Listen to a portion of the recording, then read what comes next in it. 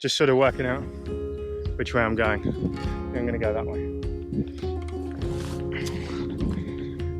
Hey everyone, so I'm sorry it's taken a while to start answering your questions. I've been pretty busy moving house and then with training as well. I just wanted to be able to go through them properly and really sort of sit down and think about the answers that I'm going to give you so that I can make sure that I'm giving you some really good and useful information.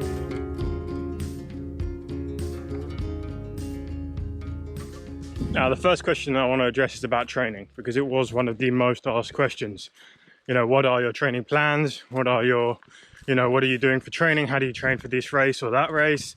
And one person even with, what are your training secrets? Tell me your secrets. Well, I'm not going to tell you my secrets, mainly because there aren't any secrets. It's just simple hard work and getting it right.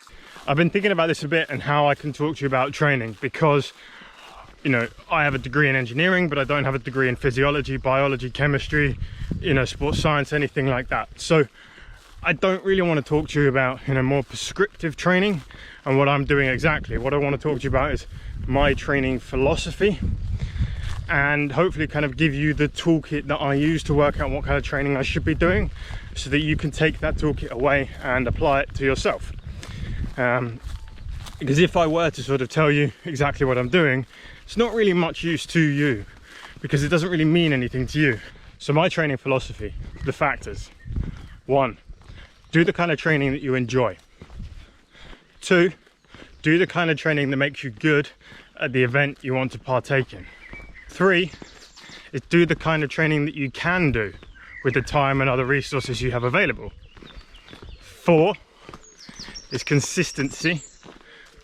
5 is specificity for the kind of events that you're going to be partaking in. 6 is that you need to be self-critical and honest. 7 is that rest is the most important thing. It's not a factor, but 8 is that you need to put all of these other 7 factors together, perhaps in a Venn diagram on a bit of paper, start writing it down. You've got to work out how they all interlink together for you, and that's the important thing. It's not for someone else. It's not for down the road or in the past. It's for right now, because they're going to change all the time. So it's something that you need to be evaluating all the time. So number 1, do the kind of training that you enjoy. What does that look like? Well, if you enjoy going out on long bike rides, that's what you should be doing. If you enjoy just doing short, hard rides, that's what you should be doing. If you enjoy running, cycling, boating, whatever, hiking, you should be doing that. So it's not saying don't ever do anything else, but it's saying that probably the majority of your training should be stuff that you enjoy doing. There are going to be times when you're training for an event or other reasons that you're going to need to do things that you don't necessarily enjoy doing. And that's going to sort of fit in with the other factors once you start drawing that into a Venn diagram.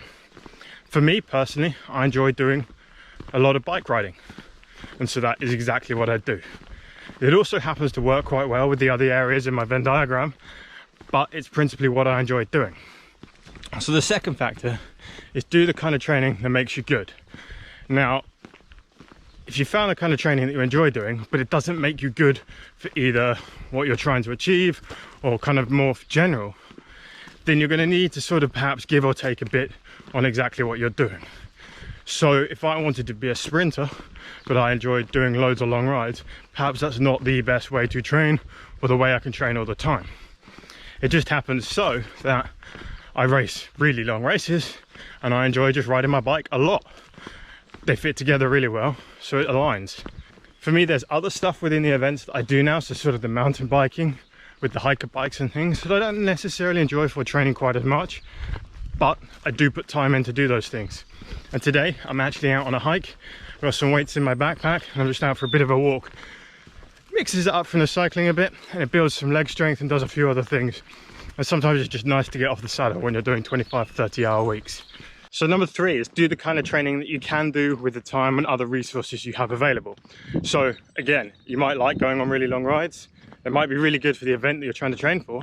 However, you might have a full-time job and a young baby, and you have about 3 hours a week to do training when you're not trying to catch up on some sleep.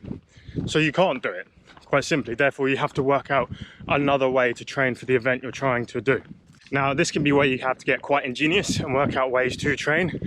And, you know, without going into specific descriptions, you know, some of the things that I sometimes do is like heavy gym work in the morning and then go out for a ride. You've tired your legs out, recruited more muscles and things, and it can be good things. So there are ways to get around these things. You just have to sort of be a bit ingenuitive. Consistency is one of the most important things. It's all good and well knocking out one long bike ride a week, but if you don't ride for the other 6 days of the week, it's not very good.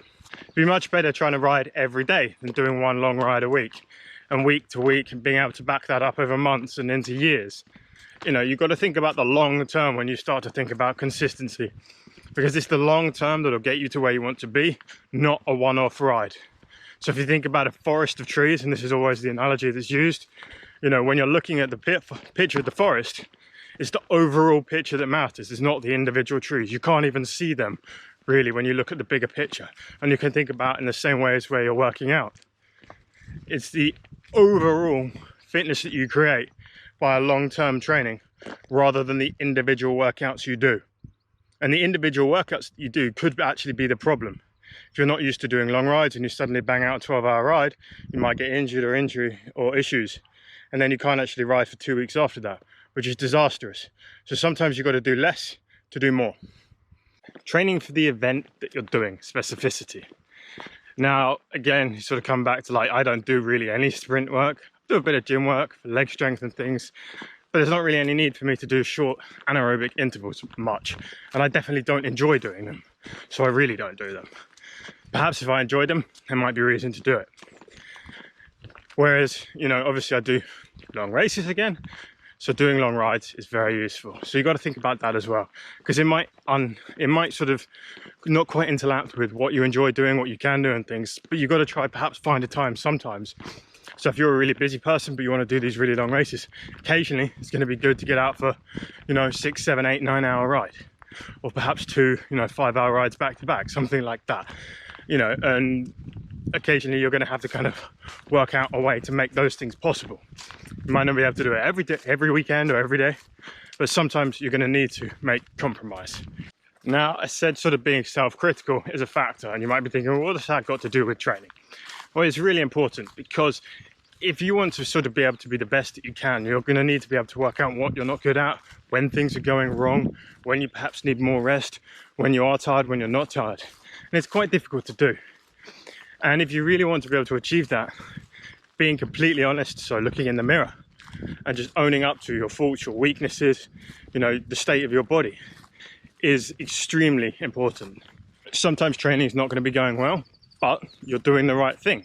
So you've got to be able to look beyond training not going well or not feeling right to realize that you just need to keep going.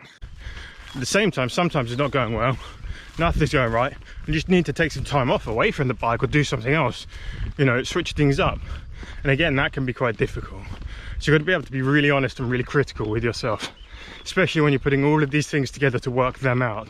Because it's all good and well that you love doing this type of riding, but if that's not going to make you good or make you good for the event that you're trying to do, you know, perhaps not really what you should be doing. And the final thing, rest. Rest is the most important thing, and it is probably the thing that I am worst at. I know that, I've been honest about it, and I own up to it, which forces me to be better.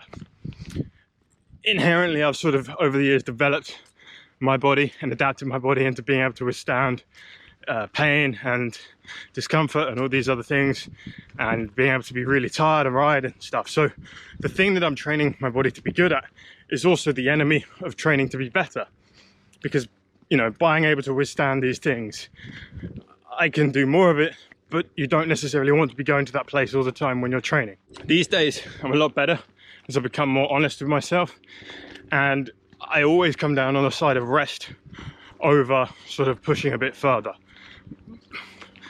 You do have to push sort of into sort of overreaching sometimes to be able to get better. It's a very fine and grey area though, and it's easy to sort of overdo it, especially when you have a lot of other things going on in your life and you can't, you know, stick your feet up on a sofa and sit there all day, because that's what rest is. So you are often a lot better coming down on the side of rest than going too far, because it is when you're resting that you're actually getting better. Training, you're pushing yourself into the red.